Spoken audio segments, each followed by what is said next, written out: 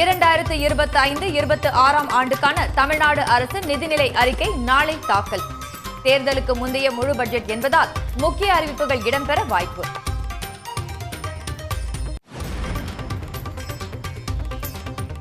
தமிழ்நாடு அரசின் பட்ஜெட் லட்சணையில் ரூபாய் குறியீட்டுக்கு பதில் ரூ என்ற எழுத்து, தேவநாகரி எழுத்துக்கு பதில் தமிழ் எழுத்து இடம்பெற்றது.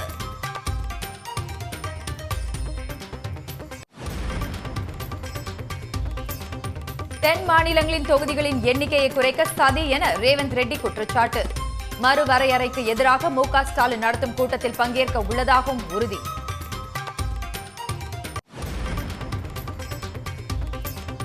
எச்சில் இலையில் அங்கு பிரதட்சணம் செய்யலாம் என்ற தனி நீதிபதியின் உத்தரவு செல்லாது. மனித மாண்புக்கு மாறான நிகழ்வுக்கு அனுமதி வழங்கக்கூடாது என உயர்நீதிமன்றம் தீர்ப்பு.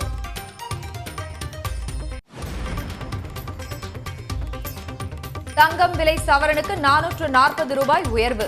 ஆபரண தங்கத்தின் விலை சவரன் 65,000 ரூபாயை நெருங்கியது.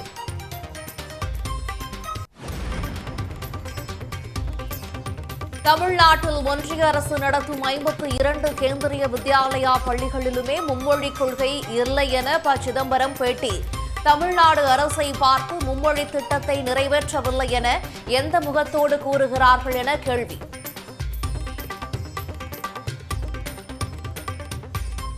ஐம்பத்தி கேந்திரிய வித்யாலயாக்கள்ல பயிற்சி மொழி மீடியம் ஆஃப் இன்ஸ்ட்ரக்ஷன் ஆங்கிலம், ரெண்டாவது மொழி ஹிந்தி அல்லது சமஸ்கிருதம் தான். மூணாவது மொழியை கத்தே கொடுக்கல.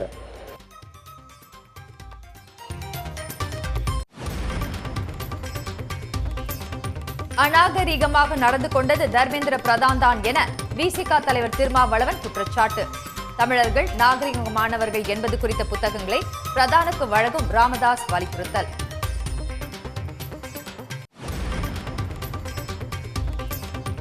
உதகை கொடைக்கானலுக்கு செல்லும் சுற்றுலா வாகனங்களுக்கு உயர்நீதிமன்றம் கட்டுப்பாடு. வார இறுதி நாட்களில் 6000 வாகனங்கள் மட்டும் இயக்க வேண்டும் என உத்தரவு.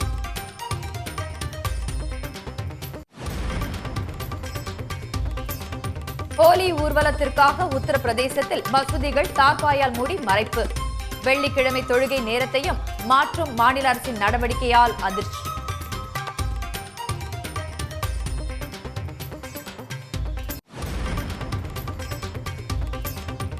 கும்பகோணம் சூரியனார் கோயில் மடத்தில் 100 கோடி ரூபாய் மதிப்புள்ள ஐம்பொன் சிலைகள் கொள்ளையடிக்கப்பட்டுள்ளதாக புகார். உரிய விசாரணை நடத்த வேண்டுமென மாவட்ட எஸ்பியிடம் முன்னாள் ஆதீனம் கோரிக்கை. சர்வதேச கிரிக்கெட் கவுன்சில் குறித்து மேற்கிந்திய கிரிக்கெட் ஜாம்பவான் ஆண்ட்ரி ராபர்ட்ஸ் விமர்சனம். கிரிக்கெட்டில் எதை செய்ய வேண்டும், எதை செய்யக்கூடாது என இந்தியா சொல்வதை ஐசிசி கேட்பதாக குற்றச்சாட்டு. கோலிவுட்டில் நாளை ஒரே நாளில் 10 திரைப்படங்கள் வெளியாகிறது. சிவகார்த்திகேயனின் ரஜினி முருகன், ரவி மோகனின் M. Kumaran son of Mahalakshmi படங்களும் ரீரிலீஸ். தமிழ்நாடு அரசின் நிதிநிலை அறிக்கை நாளை தாக்கல் செய்யப்பட உள்ள நிலையில் அனைத்து தரப்பினரும் பயன்பெறும் வகையிலான வளர்ச்சி திட்டங்கள் பட்ஜெட்டில் இடம்பெறும் என முதலமைச்சர் மு.க. ஸ்டாலின் கூறியுள்ளார்.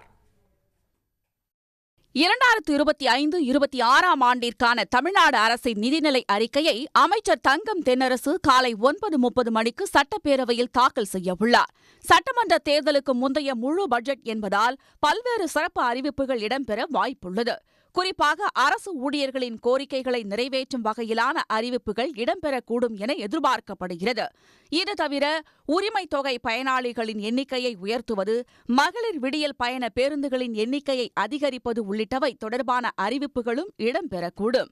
இந்த நிலையில் எல்லாருக்கும் எல்லாம் என்ற தலைப்பில் ஒரு காணொலியை வெளியிட்டுள்ள முதலமைச்சர் மு.க. ஸ்டாலின், சமூகத்தின் அனைத்து தரப்பினரும் பயன்பெறும் வகையிலும் தமிழ்நாட்டின் பரவலான வளர்ச்சியை உறுதி செய்திடும் வகையிலும் பட்ஜெட் அமையும் என தெரிவித்துள்ளார்.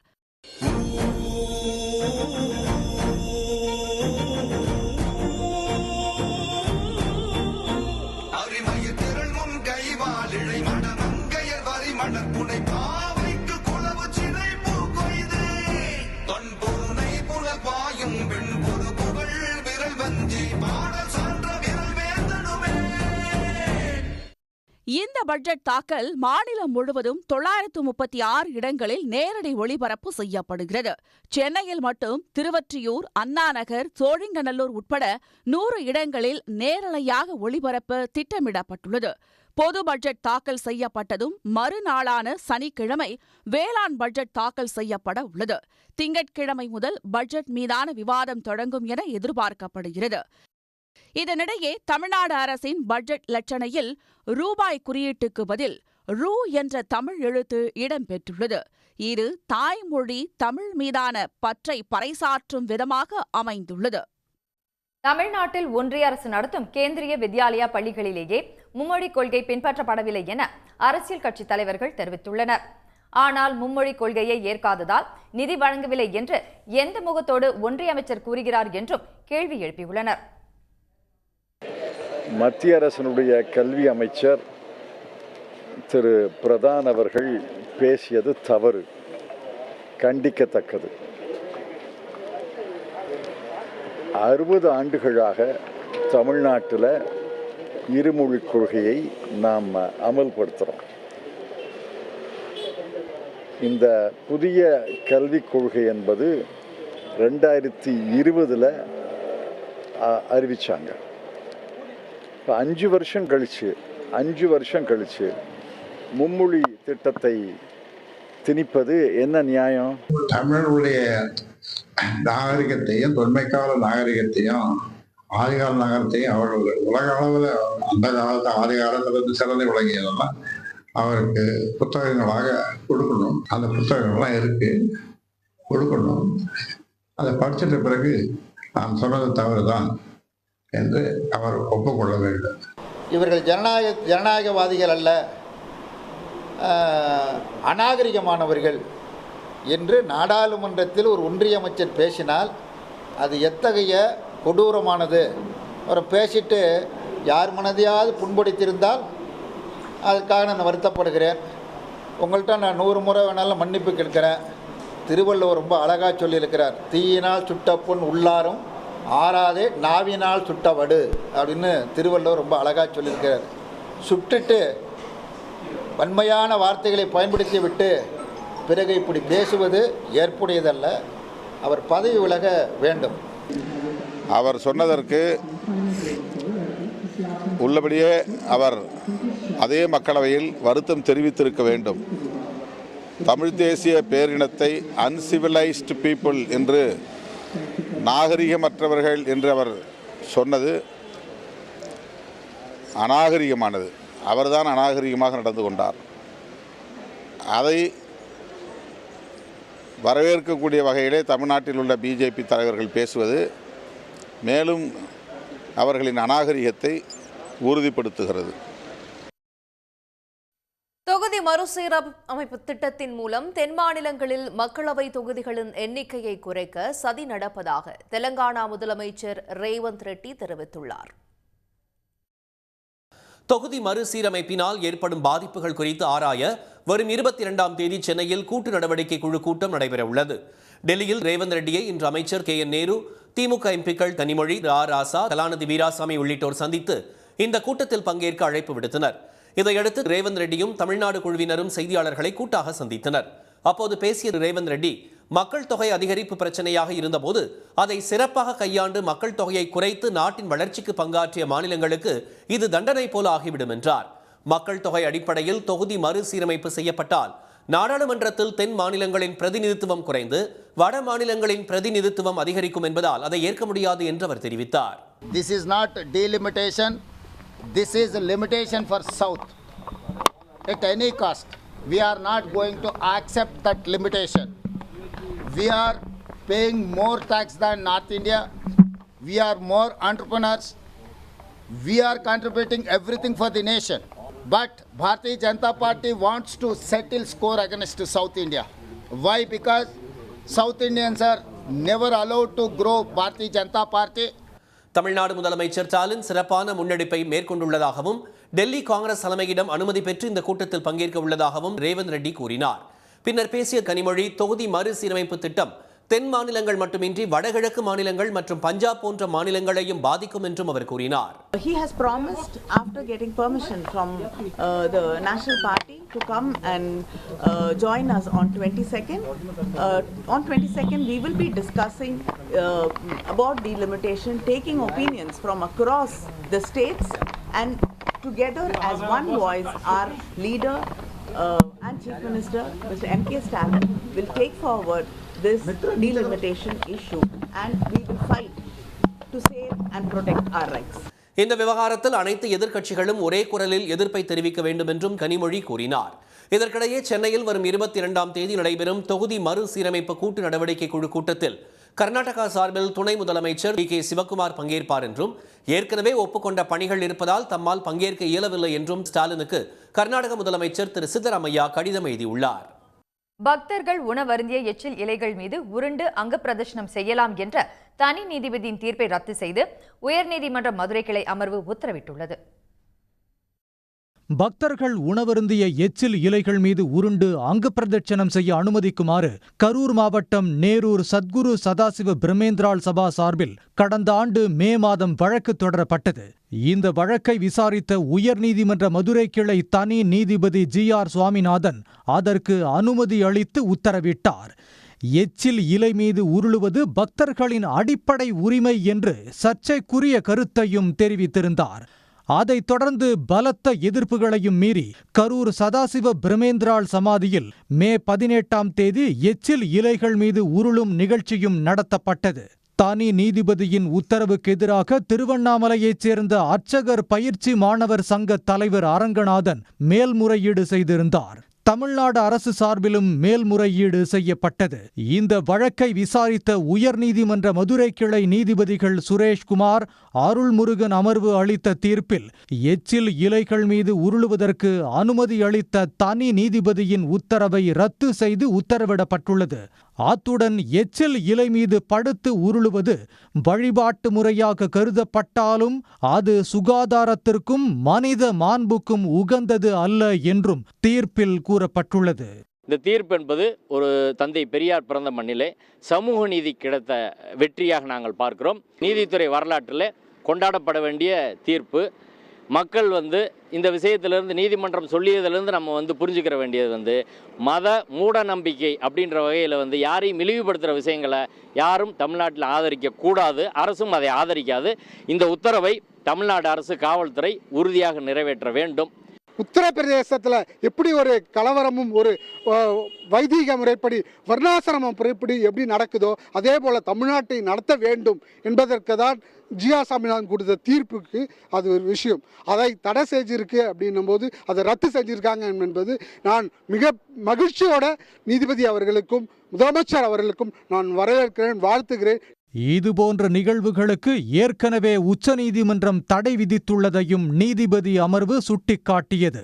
உச்சநீதிமன்றத்தில் இது தொடர்பான வேறொரு வழக்கு விசாரணையில் இருப்பதால் எச்சில் இலை மீது உருளும் நிகழ்வுகளுக்கு தமிழ்நாடு அரசும் மாவட்ட நிர்வாகமும் அனுமதி வழங்கக்கூடாது என்றும் நீதிபதிகள் உத்தரவிட்டுள்ளனர். அமைச்சர் பழனிவேல் தியாகராஜனின் குழந்தைகள் எத்தனை மொழி கல்வி திட்டத்தில் படித்தார்கள் என்று தமிழ்நாடு பாஜக தலைவர் அண்ணாமலை எழுப்பிய கேள்விக்கு அமைச்சர் பதிலளித்துள்ளார். வட மாநிலங்களில் 2 மொழிகளை கூட ஒழுங்காக கற்றுத்தராத நிலையில் அறிவுள்ளவர்கள் 3 மொழி கொள்கையை ஏற்பார்களா என்று அமைச்சர் பிடிஆர் பழனிவேல் தியாகராஜன் பேசியிருந்தார். எங்கேயுமே அவங்க 2 மொழி கொள்கை கூட அமல்படுத்த முடியாதவர்கள். முதலமைச்சர் தெளிவாக சொன்னார். எல்கேஜி யூகேஜி படிச்சுட்டு இருக்கவங்க முனைவர் படிக்கிறவங்ககிட்ட நீங்கள் எப்படி படிக்கணும்னு கற்றுக் கொடுக்குற மாதிரி இருக்குது. எங்கேயுமே அவங்க 2ஓ 3ஓ அமல்படுத்த முடியாதவர்கள். சிறப்பாக 2 மொழி கொள்கையை இரட்டை மொழி கொள்கையை இங்கே அமல்படுத்தின பிறகு நீங்கள் மாறணும்னு சொன்னால் இது என்ன? இது யாராவது அறிவு இருக்கிறவங்க பின்பற்றுவாங்களா? அண்ணன் பிடிஆர் அவருடைய பையன் எங்கே படிக்கிறாரு? கொஞ்சம் சொல்லணுமே அண்ணே. சும்மா போய் நான் டிவியில் போய் பேசுவேன், நான் வாய் திறந்து பேசுவேன், மதுரை பத்திரிகையாளர் சந்திப்பில் போய். ஏன்னா அறிவுள்ளவர்களான்னு ஒரு வார்த்தையை கேட்டிருக்காரு. ஒரு அமைச்சர் அறிவுள்ளவர்கள் ஏற்றுக்கொள்ள மாட்டார்கள் சொன்ன பிறகு அந்த அமைச்சர்கிட்ட திரும்ப நான் கேட்கிறேன், உங்களுடைய மகன் இந்திய குடிமகனா? முதல் கேள்வி. அமெரிக்க குடிமகனா? இரண்டாவது கேள்வி. இந்த 2 கேள்விக்கு பதில் சொல்லிட்டு உங்கள் மகன் எந்த பள்ளியில படிக்கிறான்? ஏதோ ஒரு கட்சி தலைவர் இன்னைக்கு ஏதோ ஒரு பேட்டியில் சொல்லியிருக்கார், அமைச்சர் பிடிஆரோடைய பசங்க எத்தனை மொழி படித்தார்கள் என்று சொல்லட்டும். நான் தெளிவாக விளக்கம் இன்றைக்கு சொல்கிறேன். எனக்கு இருக்கிறது ரெண்டு புதல்வர்கள். என் அப்பா பேருக்கு 2 பேருக்கும் அவங்க 2 பேர் பிரித்து வச்சுருக்கேன். ஒருத்தர் பேர் பழனி, ஒருத்தர் பேர் வேல். என் 2 பசங்களும் எல்கேஜிலேருந்து ஸ்கூல் முடிக்கிற வரைக்கும் இரட்டை மொழி கொள்கையில் தான் படித்தார்கள். யாருக்கெல்லாம் விளக்கம் தேவையோ எடுத்துக்கட்டும். உலக ஜூனியர் செஸ் சாம்பியன் பிரணவிற்கு 20 லட்சம் ரூபாய்க்கான காசோலை வழங்கி முதலமைச்சர் மு.க.ஸ்டாலின் பாராட்டியுள்ளார். இந்திய சதுரங்க விளையாட்டின் மற்றும் ஒரு முகமாக உருவெடுத்துள்ள பிரணவ் குறித்து இந்த தொகுப்பில் பார்க்கலாம். சென்னை ஐயப்பன் தாங்கல் பகுதியைச் சேர்ந்த பிரணவ் தனது 6 வயதில் இருந்தே செஸ் விளையாடத் தொடங்கினார். பொழுதுபோக்கிற்காக செஸ் விளையாடிய பிரணவ் அதில் சிறந்து விளங்கியதால் பல்வேறு போட்டிகளிலும் பங்கேற்றார். 2014ஆம் ஆண்டு பள்ளி அளவிலான தேசிய போட்டியில் சாம்பியன் பட்டம் வென்றார். 13 வயதிலேயே தமிழ்நாடு செஸ் சாம்பியன் பட்டம் வென்ற இளம் வீரர் என்ற சாதனை படைத்த பிரணவ் தொடர்ந்து 3 முறை மாநில செஸ் சாம்பியன் பட்டம் வென்றார். இப்போதைக்கு என்னோட ஷார்ட் டேர்ம் கோல்ஸ்ன்னு பார்த்தீங்கன்னா ரேட்டிங்கில் வந்து 2700 தாண்டணும். அண்ட் ஆல்சோ இந்த வேர்ல்ட் ஜூனியர்ஸ் வின் பண்ணதுனால இப்போது வேர்ல்ட் கப்புக்கும் எனக்கு ஒரு ஸ்பாட் கிடச்சிருக்கு. ஸோ வேர்ல்ட் கப்லேயும் ஜெயிச்சா பார்த்தீங்கன்னா இந்த கேண்டிடேட்ஸ் போகலாம். ஸோ மெயினாக அடுத்தது ரேட்டிங் அண்ட் இந்த வேர்ல்ட் சாம்பியன்ஷிப் சைக்கிள்குள்ளே வரத்துக்கு. அண்ட் ஆல்சோ என்னோட மெயின் அல்டிமேட் கோல் வந்து பார்த்தீங்கன்னா வேர்ல்ட் சாம்பியன் ஆகுது. கடந்த 2021ஆம் ஆண்டில் செர்பிய ஓபன் தொடரில் இன்டர்நேஷனல் மாஸ்டர் பட்டம் வென்ற பிரணவ் 2022ஆம் ஆண்டு 75வது சுதந்திர தினத்தில் 75வது கிராண்ட் மாஸ்டர் பட்டத்தை வென்று அசத்தினார். இந்த மாதிரி பர்ஃபார்மன்ஸ் கொடுத்தப்போ நாங்கள் தான் ஏதோ அவனுக்கு ட்ரைனிங்லேயோ இல்லை வேறு சப்போர்ட் சிஸ்டம்லேயோ குறை வைக்கிறோன்ற மாதிரி தான் தெரிஞ்சதே தவிர அவங்ககிட்ட இருக்கிற டேலண்ட்டில் எந்த விஷயத்துலையும் கம்மி இல்லைன்ற மாதிரி தான் இருந்தது.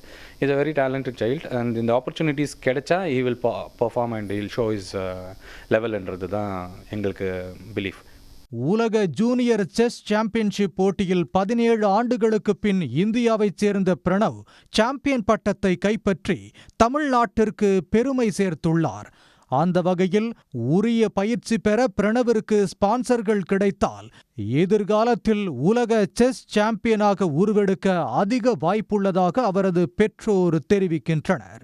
சன் செய்திகளுக்காக ஒளிப்பதிவாளர் உமா சங்கருடன் செய்தியாளர் ஹரிஹரன். உக்ரைன் உடனான போர் நிறுத்தத்தை ரஷ்யா ஏற்காவிட்டால் அது 3ஆம் உலகப் போருக்கு வழிவகுக்கும் என்று அமெரிக்க அதிபர் டிரம்ப் எச்சரித்துள்ளார். நேட்டோ அமைப்பில் உக்ரைன் சேர கடும் எதிர்ப்பு தெரிவித்த ரஷ்யா நாட்டின் மீது 3 ஆண்டுகளுக்கு மேலாக தாக்குதல் நடத்தி வருகிறது. போரை உடனே முடிவுக்கு கொண்டு வர வேண்டும் என்று அமெரிக்காவின் அதிபராக 2ஆம் முறை பொறுப்பேற்ற ட்ரம்ப் இரு நாடுகளையும் கேட்டுக்கொண்டார். இதற்கு உக்ரைன் சில நிபந்தனைகளை விதித்ததை அடுத்து அந்நாட்டிற்கு வழங்கிய நிதி மற்றும் ராணுவ உதவிகளை ட்ரம்ப் நிறுத்தினார். இதையடுத்து அமைதி பேச்சுவார்த்தைக்கு ஒப்புக்கொண்ட உக்ரைன் அதிபர் ஜெலன்ஸ்கியுடன் அமெரிக்க அதிகாரிகள் சவுதி அரேபியாவில் பேச்சுவார்த்தை நடத்தினர்.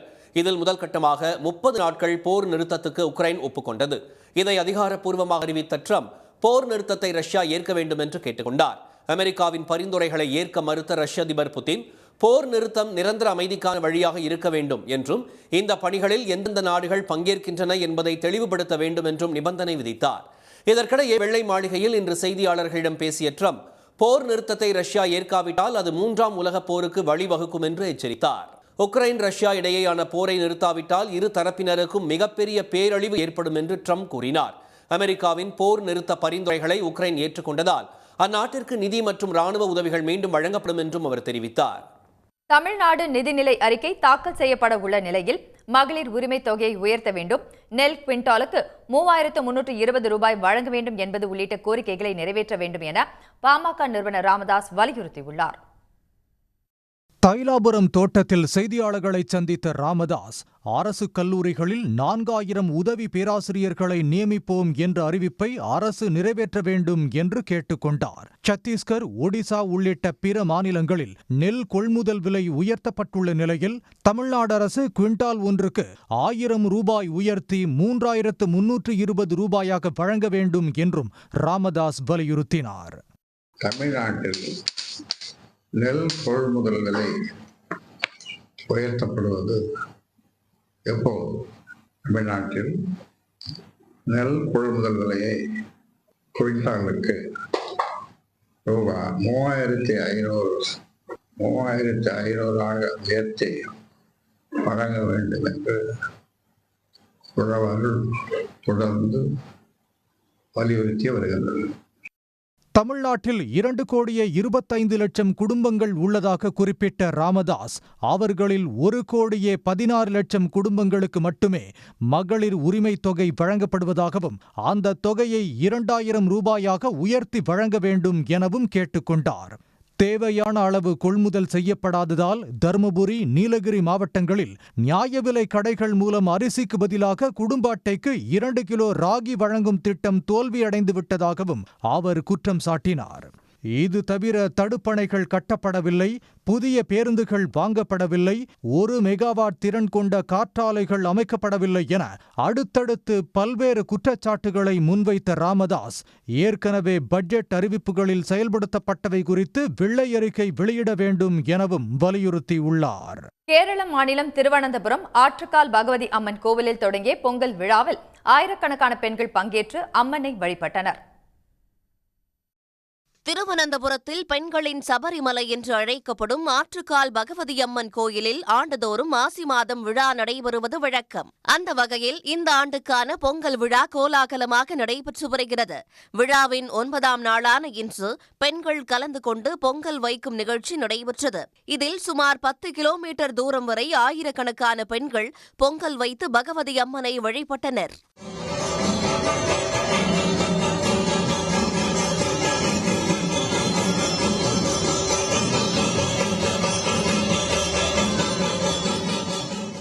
இங்கே இன்றைக்கி பொங்கால மகோத்சவம். இங்கே நிறைய ஜனங்கள் இருக்கு, நிறைய ஸ்தலங்கள்லேருந்து வந்திருக்காங்க. இப்போ எல்லாருக்குமே தேவியோட மீன்ஸ் அம்மாவோட அனுகிரகம் கிடைக்கட்டும்னு ஆசம்சிക്കുന്നു. எல்லாருக்குமே என்னோட பொங்கால ஆசம்சைகள். தேங்க்யூ. ஜாதி மத வேறுபாடின்றி அனைத்து தரப்பு பெண்களும் ஆற்றுக்கால் பகவதி அம்மனுக்கு பொங்கல் வைத்து படைத்த இந்த நிகழ்ச்சியால் திருவனந்தபுரம் நகரம் விழாக்கோலம் பூண்டது. மேலும் உலக அளவில் சிறப்பு வாய்ந்த இந்த விழாவுக்காக திருவனந்தபுரம் மாவட்டத்துக்கு ஒரு நாள் உள்ளூர் விடுமுறை வழங்கப்பட்டது. ஒரே நேரத்தில் ஒரே இடத்தில் ஆயிரக்கணக்கானோர் ஒன்று கூடியிருப்பதால் 3000க்கும் மேற்பட்ட போலீசார் பாதுகாப்பு பணியில் ஈடுபட்டிருக்கிறார்கள். தமிழ்நாட்டின் முக்கிய நிகழ்வுகளை எக்ஸ்பிரஸ் செய்திகளாக பார்க்கலாம். சென்னை ஓஎம்ஆர் சாலை சோழிங்கநல்லூர் சந்திப்பில் மெட்ரோ குடிநீர் குழாய் உடைந்து தண்ணீர் சாலையில் ஆறாக பெருக்கெடுத்து ஓடியது. சோழிங்கநல்லூர் சந்திப்பில் நடைபெற்று வரும் மெட்ரோ ரயில் பணிகளின் போது கீழே புதைக்கப்பட்டிருந்த மெட்ரோ குடிநீர் குழாயில் உடைப்பு ஏற்பட்டது. இதனால் தண்ணீர் சாலையில் பெருக்கெடுத்து ஓடியதால் ஓஎம்ஆர் சாலை வழியாக கேளம்பாக்கம், திருப்போரூர் செல்லும் வாகனங்கள் திருப்பிவிடப்பட்டன.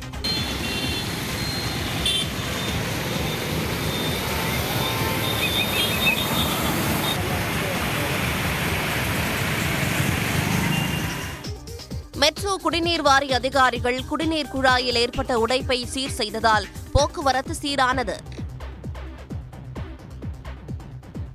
கர்நாடகாவில் பறவை காய்ச்சல் நோய் பரவல் எதிரொலியாக அங்கிருந்து வரும் வாகனங்கள் அனைத்தும் பன்னாரி சோதனைச் சாவடியில் தடுத்து நிறுத்தி கால்நடை பராமரிப்புத் துறையினர் சோதனை மேற்கொண்டு வருகின்றனர். பெல்லாரி மற்றும் சிக்மகளூரு பகுதிகளில் பறவை காய்ச்சல் நோய் பரவுவதை கருத்தில் கொண்டு முன்னெச்சரிக்கை நடவடிக்கையாக வாகனங்களுக்கு நோய் தடுப்பு கிருமி நாசினிகளையும் தெளித்து வருகின்றனர். அனைத்து வாகனங்களுக்கு உள்ள சக்கரங்களை நம்மளது கிருமி நாசினி கொண்டு சுத்தம் செய்த பிறகே இங்கே நம்ம தமிழ்நாட்டுக்குள் அனுமதிக்கப்படும். கர்நாடகாவிலிருந்து கோழிகள் மற்றும் தீவனங்களை ஏற்றி வரும் வாகனங்கள் தமிழகத்திற்குள் நுழைய அனுமதி மறுக்கப்பட்டுள்ளது. திருச்சி திருவெரும்பூர் அருகே தந்தை இறந்த சோகத்திலும் மகள் 11ஆம் வகுப்பு தேர்வு எழுதச் சென்றது நெகிழ்ச்சியை ஏற்படுத்தியுள்ளது. உடல்நலக் குறைவால் பாதிக்கப்பட்ட பொய்கைக்குடியைச் சேர்ந்த சண்முகம் திருச்சி அரசு மருத்துவமனையில் சிகிச்சை பலனின்றி நேற்று உயிரிழந்தார். அவரது மகள் 11ஆம் வகுப்பு மாணவி ஷாலினி நன்றாக படிக்க வேண்டும் என்ற தனது தந்தையின் அன்பு கட்டளையை நிறைவேற்ற துக்கத்தை மனதில் தேக்கியபடி பொதுத் தேர்வு எழுதினார். திடீர்னு ரொம்ப மூச்சு விட முடியாமல் இறந்து போயிட்டாங்க. வீட்டில் இருக்காங்க. போய் திருச்சி பெரிய ஆஸ்பத்திரியில். எங்கள் அப்பா பேர் சண்முகம். எங்கள் அப்பா எப்பயுமே என்னை படின்னு சொல்லுவார். அவருக்காக நான் இந்த எக்ஸாம் எழுத வந்திருக்கேன். ஈரோடு மாவட்டம் அரச்சலூர் அருகே 50 ஆண்டுகளாக ஆக்கிரமிப்பில் உள்ள பஞ்சமி நிலங்களை மீட்டு பட்டியலின மக்களுக்கு வழங்க கோரி 200க்கும் மேற்பட்டோர் மாவட்ட ஆட்சியரை சந்தித்து மனு அளித்தனர். வடுகப்பட்டி கிராமத்தில் நிலமற்ற ஏழை பட்டியலின அருந்ததியினர் மக்களுக்கு கடந்த 1979ஆம் ஆண்டு 463 ஏக்கர் விவசாய நிலங்கள் அரசால் வழங்கப்பட்டன. ஆனால் அவற்றை மாற்று சமூகத்தினர் சட்டவிரோதமாக ஆக்கிரமித்திருப்பதாக புகார் எழுந்துள்ளது. பட்டியலின மக்களுக்கு வழங்கப்பட்ட அந்த பஞ்சம் நிலங்களை மீட்டு மீண்டும் பட்டியலின மக்களுக்கு அந்த பஞ்சம் நிலங்களை பெண்களுக்கு தலா 1 ஏக்கர் வீதம் வழங்க வேண்டும் என்பதை வலியுறுத்தி இன்றைக்கு நாங்கள் ஈரோடு மாவட்ட ஆட்சியர் அலுவலகத்திலே மனு அளிக்க வந்திருக்கிறோம். அரக்கோணத்தில் இயங்கும் MRF டயர் தொழிற்சாலையின் ஒப்பந்த தொழிலாளர்கள் தொடர்ந்து 4வது நாளாக போராட்டத்தில் ஈடுபட்டனர். அரசு தலையிட்டு உரிய தீர்வு காண வழிவகை செய்ய வேண்டும் என அவர்கள் கேட்டுக்கொண்டனர். ஒப்பந்தோடைய வேலை அவங்க ஹெல்ப்பர் தான். ஆனால் அவங்க என்ன பண்ணியிருக்காங்கன்னு பார்த்தீங்கன்னா அவங்கள ப்ரொடக்ஷனுக்கு பயன்படுத்தியிருக்கிறாங்க. அதுவே சட்டப்படி குற்றமான ஒரு செயல். அது மட்டும் இல்லாமல் எங்களுடைய பிரதானமான கோரிக்கைகள் இன்னும் 2 தான். என்னென்னா சம வேலை சம ஊதியம். ஒன்று அவங்களுக்கு 10 வருஷம் 15 வருஷமாக ஒர்க் பண்ணுறவங்களுக்கு பெர்மனன்ட் பண்ணணும். சிவகங்கை மாவட்டம் திருப்புவனத்தில் உரிய திட்டமிடல் இன்றி குழாய் பதிப்பு பணிகள் நடைபெற்றதால் குடிநீர் வீணாகி சாலையில் செல்வதாக பொதுமக்கள் வேதனை தெரிவித்துள்ளனர். திருப்புவனத்தில் அம்ருத் 2.0 திட்டத்தின் கீழ் 16 கோடி ரூபாய் செலவில் 18 வார்டுகளில் குடிநீர் குழாய் புதிதாக பதிக்கும் பணி நடந்து வருகிறது. இந்நிலையில் புதூர், கோட்டை மைதானம் உள்ளிட்ட இடங்களில் பதிக்கப்பட்ட குழாய்களில் உடைப்பு ஏற்பட்டு குடிநீர் வீணாக சாலையில் செல்கிறது. 4 நாளாக போய்கிட்டு இருக்கு. நானும் ஒருத்தலையாக கூப்பிட்டு சொல்லி ஒருத்தோட வர மாட்டேன்றாங்கய்யா. இது என்ன இப்படி காசையும் போட்டு காசை போட்டு பண்ணி எத்தனை பேர் இப்போ வண்டியிலேருந்து உள்ளே விழுந்து எந்த இது பண்ணிக்கிட்டு கிடக்குறாங்க. ராத்திரிக்கெல்லாம் பயமாக இருக்குல்லப்பா. ஈரோட்டில் மத கலவரத்தை தூண்டும் வகையில் தவறான தகவல்களை முகநூலில் பதிவிட்ட இந்து முன்னணி முன்னாள் நிர்வாகியும் பாஜக பிரமுகருமான ஸ்ரீதர் என்பவர் கைது செய்யப்பட்டுள்ளார். குறிப்பிட்ட சமுதாயத்திற்கு எதிராக வெறுப்புணர்வை தூண்டும் வகையிலும் வன்முறையை தூண்டும் வகையிலும் முகநூலில் பதிவிட்டதாக கூறி திராவிடர் விடுதலை கழகத்தை சேர்ந்த ரத்தினசாமி அளித்த புகாரை அடுத்து ஸ்ரீதரை கைது செய்து போலீசார் சிறையில் அடைத்தனர். திண்டுக்கல் வத்தலகுண்டு நெடுஞ்சாலையில் பித்தளைப்பட்டி பிரிவில் அடிக்கடி சாலை விபத்து ஏற்படுவதை தவிர்க்க மேம்பாலம் அமைத்து தர வலியுறுத்தி ஆட்சியர் அலுவலகத்தை முற்றுகையிட்டு போராட்டத்தில் ஈடுபட்டனர். ஒரு விபத்துக்கான பகுதி அப்போ வக்கப்பட்டியில நேர்படுத்துங்க, பித்தளைப்பட்டியில பாலம் அமைச்சு கொடுங்க. அதை மாதிரி வீரக்கல் பிரிவு என்பது கிட்டத்தட்ட தருமத்துப்பட்டியிலிருந்து மெயினுக்கு இங்கே வரணும்னா பல கிராமங்கள்ல இருந்து மக்கள் இங்கே வருவாங்க. அப்போ அந்த இடத்துல மேம்பாலம் என்பது வேணும். இப்படி பல இடங்களை நீங்கள் ஆதிலட்சுமி மரத்தை எடுத்துக்கிட்டோம்னா சின்னாலப்பட்டியிலிருந்து ஆத்தூருக்கு தாலுகா ஆஃபீஸுக்கு போகிறதுக்கு அந்த பகுதியில் இருக்க மக்கள் பூரா அங்கே தான் வரணும். அப்போ அந்த இடத்துல எப்படி கிராஸ் பண்ணுவாங்க? தமிழக முதலமைச்சர், துணை முதலமைச்சர் உள்ளிட்டோருக்கு எதிராக அவதூறு பரப்பியதாக ஸ்ரீரங்கம் ரங்கராஜன் நரசிம்மன் மீதான வழக்கை ரத்து செய்ய சென்னை உயர்நீதிமன்றம் மறுத்துவிட்டது. இது தொடர்பான மனு நீதிபதி இளந்திரையன் முன்பு விசாரணைக்கு வந்தபோது காவல்துறை தரப்பில் எதிர்ப்பு தெரிவிக்கப்பட்டது. இதையடுத்து மனுவை தள்ளுபடி செய்து உத்தரவிட்ட நீதிபதி புகாரை மேற்கொண்டு விசாரிக்க முகாந்திரம் உள்ளதாகவும் விரிவான உத்தரவு பிறப்பிக்க உள்ளதாகவும் குறிப்பிட்டார். விசாரணையின் போது சத்தமாக பேசிய ரங்கராஜ நரசிம்மனுக்கு கண்டனம் தெரிவித்த நீதிபதி இது சந்தையல்ல நீதிமன்றம் என்றும் எச்சரித்தார். இதையடுத்து ரங்கராஜ நரசிம்மன் நீதிபதியிடம் மன்னிப்பு கேட்டுக்கொண்டார்.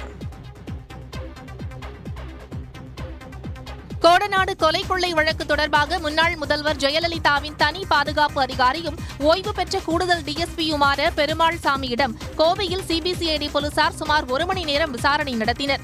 இந்த வழக்கு தொடர்பாக கடந்த 2022ஆம் ஆண்டில் இருந்து இதுவரை 250க்கும் மேற்பட்டோரிடம் விசாரணை நடத்தி விவரங்களை பதிவு செய்து வருகின்றனர். இந்நிலையில் ஜெயலலிதாவின் பாதுகாப்பு பிரிவில் பணியாற்றிய போலீசாரிடம் தனித்தனியாக விசாரணை நடத்தி விவரங்களை பதிவு செய்வது வழக்கின் அடுத்த முக்கிய நகர்வாக பார்க்கப்படுகிறது. திருவள்ளூர் மாவட்டம் விளாங்காடு பக்கத்தில் புதிதாக டாஸ்மாக் கடை திறக்க எதிர்ப்பு தெரிவித்து பெண்கள் முற்றுகை போராட்டத்தில் ஈடுபட்டனர். தங்களது பகுதியில் டாஸ்மாக் கடை திறந்தால் பெண்களுக்கு பாதுகாப்பு இருக்காது என்று அவர்கள் புகார் தெரிவித்தனர். பின்னர் காவல்துறையினர் சமரச பேச்சுவார்த்தை நடத்தியதால் போராட்டத்தை கைவிட்டு கலைந்து சென்றனர்.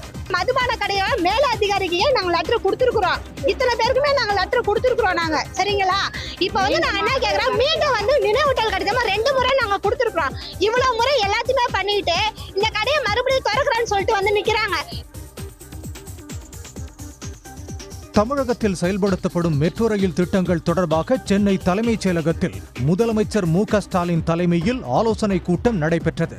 அதில் சென்னை மட்டுமல்லாது மதுரை, கோவை ஆகிய நகரங்களில் செயல்படுத்தப்படும் திட்டங்கள் தொடர்பாகவும் விவாதிக்கப்பட்டது. கூட்டத்தில் அரசு உயர் அதிகாரிகள் மற்றும் மெட்ரோ திட்ட மேலாண் இயக்குனர், திட்ட இயக்குனர் உள்ளிட்டோர் கலந்து கொண்டனர்.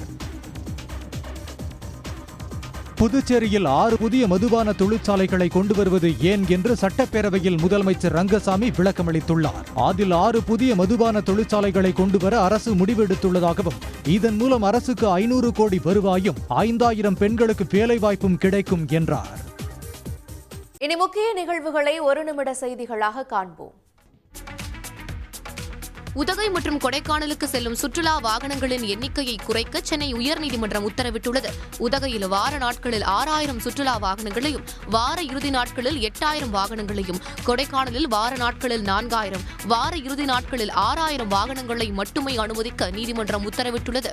ஏப்ரல் 1ஆம் தேதி முதல் இந்த கட்டுப்பாடுகளை அமல்படுத்த உத்தரவிட்ட நீதிபதிகள் என் சதீஷ்குமார் மற்றும் டி பரத சக்கரவர்த்தி அமர்வு இதனை அமல்படுத்தியது குறித்து ஏப்ரல் 25ஆம் தேதி அறிக்கை தாக்கல் செய்யவும் அரசுக்கு உத்தரவிட்டுள்ளது.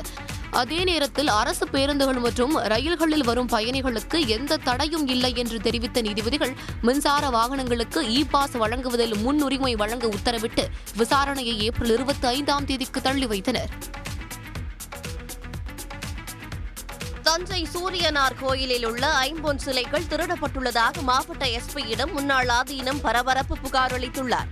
கும்பகோணம் அருகேயுள்ள சூரியனார் கோயிலில் 28வது ஆதீனமாக இருந்த பண்டார சந்நிதி கர்நாடக பெண்ணை திருமணம் செய்தபோது எழுந்த சர்ச்சையால் ஆதீனத்தை விட்டு வெளியேறினார். இந்நிலையில் மாவட்ட காவல் கண்காணிப்பாளர் அலுவலகத்திற்கு வந்த அவர் தான் மடத்தை விட்டு வெளியேறிய பிறகு அங்கிருந்த ஐம்பொன் சிலைகள் திருடப்பட்டுள்ளதாக புகார் அளித்துள்ளார். இதுகுறித்து விசாரணை நடத்துவதுடன் ஆதீனத்தின் சாவியை தன்னிடம் ஒப்படைக்க வேண்டும் என்றும் கேட்டுக் கொண்டுள்ளார். ஒரு 400 ஆண்டுகள் பராமரிப்பு உள்ள சிலை, ஒரு 100 கோடி ரூபாய் மதிப்பிலான சிலை. அது வந்து ஸ்படிகலிங்கம் ஒன்று இருக்குது. பரம்பரையாக அந்த சன்னிதானங்கள் பூஜை பண்ணிட்டு இருந்தோம். அந்த சிலை நந்தியம் பெருமாள் இருக்குது. ஞானப்பிரசன்ன அம்பிகா சமேத சிலை ஒன்று இருக்குது. தருமபுரி மொரப்பூர் ரயில் பாதை திட்டத்திற்கு நிலம் கையகப்படுத்துவதில் என்ன சிக்கல் என கேள்வி எழுப்பியுள்ள பாமக தலைவர் அன்புமணி ராமதாஸ், அதற்கு தேவையான நிலத்தை தமிழ்நாடு அரசு போர்க்கால அடிப்படையில் கையகப்படுத்த வேண்டும் என்று கேட்டுக் கொண்டுள்ளார். இது தொடர்பாக விடுத்துள்ள அறிக்கையில், தலைநகர் சென்னையிலிருந்து நேரடியாக ரயில் பாதை இல்லாத ஒரே மாவட்ட தலைநகரம் தருமபுரிதான் என்றும், எனவே இந்த நிலையை மாற்ற தருமபுரி மொரப்பூர் ரயில் பாதை திட்டம் மிகவும் அவசியம் எனவும் குறிப்பிட்டுள்ளார்.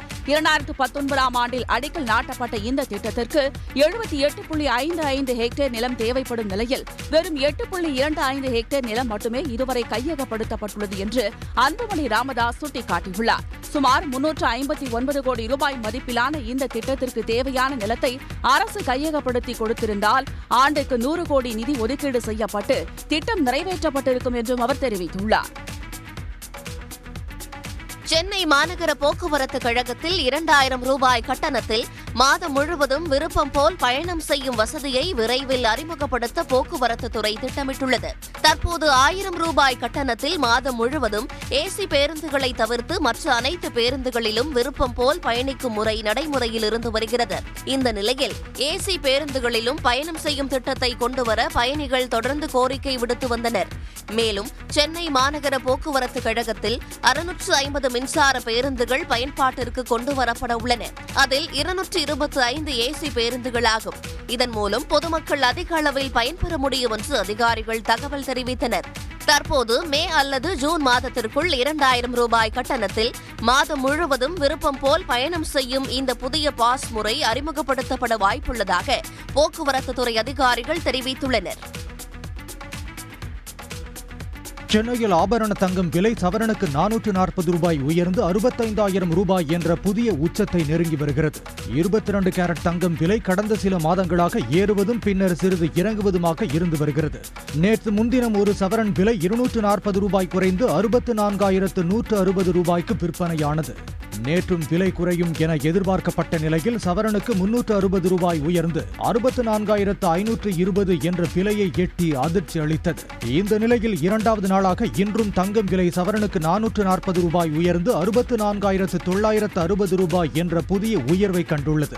அதன்படி 1 கிராம் தங்கம் 55 ரூபாய் உயர்ந்து 8,120 ரூபாயாக உள்ளது. கடந்த 13 நாட்களில் மட்டும் தங்கம் விலை 1,440 ரூபாய் உயர்ந்திருக்கிறது.